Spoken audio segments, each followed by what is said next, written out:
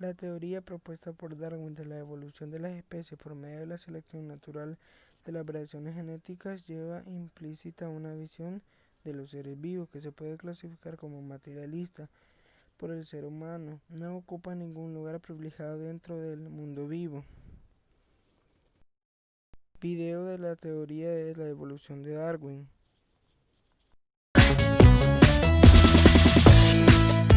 Hoy trabajaremos con las teorías de la evolución. Yo sé que a lo largo de millones de años, unas especies se fueron extinguiendo mientras otras se adaptaron y cambiaron, generándose nuevas especies a partir de otras ancestrales. Muy bien, este es el concepto de evolución que surge recién a partir del siglo XIX. Tengamos en cuenta que hasta el siglo XVIII los científicos consideraban que tanto el planeta Tierra como las especies que en él habitan eran inmutables, es decir, que pensaban que no habían cambiado desde que aparecieron. Esta teoría se llamó posteriormente fijismo. Los fijistas creían que las especies fueron siempre así, que los perros, por ejemplo, siempre tuvieron el mismo aspecto. Así es. Pero nadie vio las semejanzas que hay entre ciertas especies animales. Hoy es fácil pensar esto, pero tengamos en cuenta que las ideas van cambiando. A lo largo de la historia, el pensamiento del hombre fue evolucionando. Además, consideremos que las especies aparecen o cambian a lo largo de millones de años y que cada persona vive una porción muy pequeña de la historia de la vida en la Tierra, como si a través de una foto tuvieras que reconstruir la historia de una familia. Y si además no conocían la idea de evolución, Por lo tanto,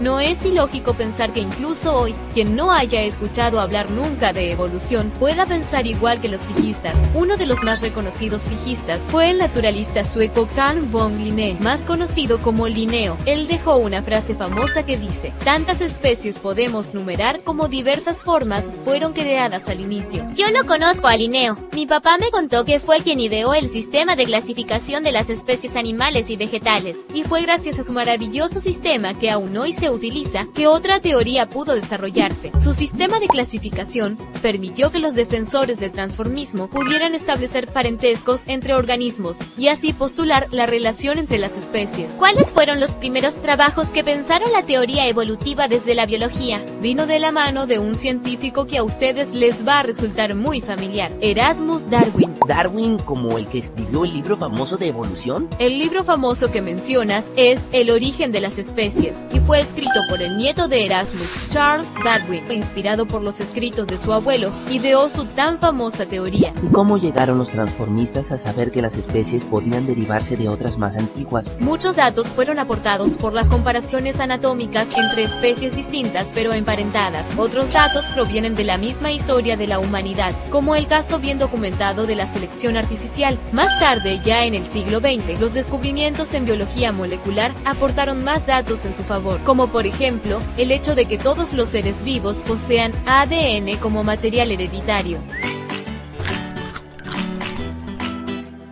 Hola Nati, ¿qué ocurre que vienes con esa cara? Es que terminé de ver un documental sobre la extinción de algunas especies y eso me puso muy triste. Pensar que se necesitaron millones de años para que los animales y vegetales lleguen a donde hoy estamos y de un momento para el otro, ¡zas!, no existen más. Bueno Nati, no te preocupes tanto, quizás el día de mañana vuelvan a aparecer, nunca se sabe. No vuelven a aparecer. Cuando una especie se extingue para siempre. ¿Y por qué no pueden volver a existir? Porque las especies provienen de otras que son sus antecesoras y cuando una línea evolutiva se extingue ya no se puede reconstruir el camino. Sí, pero quizás de a poco. No, Mati, todos nosotros, animales, plantas, todos provenimos de un antecesor común, pero la evolución va haciendo que cambiemos. Ahora nuestros antecesores ya no existen. De allí mi parentesco con las termitas. Ya te veía cara familiar. Según la teoría transformista, las termitas, las aves, los dinosaurios y el pasto, todos los seres vivos estamos de alguna manera emparentados, aunque separados por unos cuantos millones de años. ¿Entiendes ahora por qué es tan grave que una especie se extinga? Sí, porque la evolución de cada especie se da a lo largo de millones de años y de una manera particular. Ojalá todos tomaran conciencia como tú de la necesidad de preservar las especies de nuestro planeta. Explica las pruebas de evolución que aporta el registro fósil, la embriología, la toxina y la anatomía compartida. Existe una gran cantidad de pruebas que demuestran que todos los seres vivos tienen un origen común y que la evolución es el hecho incuestionable.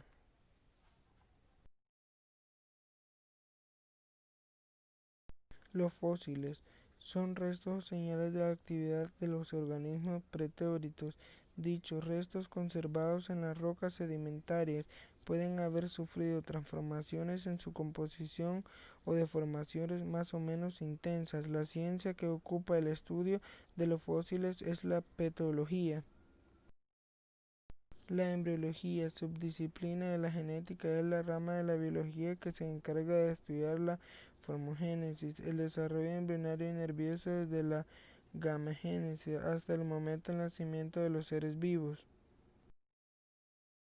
La taxonomía es un sentido más general de la ciencia. La clasificación. Usualmente se emplea el término para designar la taxonomía biológica, la ciencia de ordenar los organismos en un sistema de clasificación.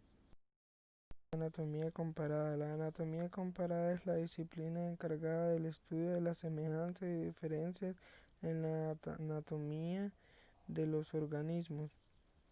Características generales de los seres vivos. Organización. La célula es unidad fundamental de la vida. Algunos individuos pueden ser unicelulas de una sola célula o particulares.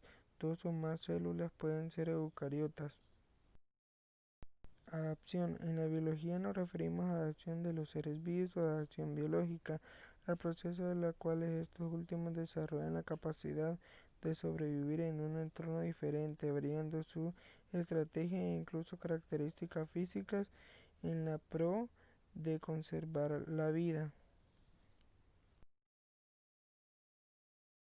Metabolismo. Se denomina metabolismo al conjunto de reacciones químicas controladas mediante los cuales pueden ser los seres vivos cambiar la naturaleza de ciertas sustancias para obtener así las energías nutritivas y la cantidad de energía que requieren los procesos de crecimiento. Reproducción. La reproducción de los seres vivos es un proceso biológico mediante el cual los organismos crean descendencias, lo cual es de vital importancia para perpetuar las especies. Homeostasis. La homeostasis es una propiedad de los organismos que consiste en su capacidad de mantener una condición interna estable compensando los cambios en su entorno mediante el intercambio regulado de materia y energía con su exterior. Respuestas a las preguntas de Miguel. Respuesta número 1. Debido a las adaptaciones de las características morfológicas o anatómicas de los organismos y procesos metabólicos. Respuesta número 2. Esta especie habita en la Barra de Santiago. Se ha conservado igual desde que apareció en el mundo hace 80 millones de años, cuando aún habitaban dinosaurios en la Tierra. Respuesta número 3.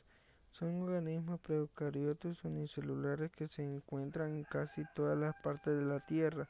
Son vitales para el ecosistema del planeta. Respuesta número 4.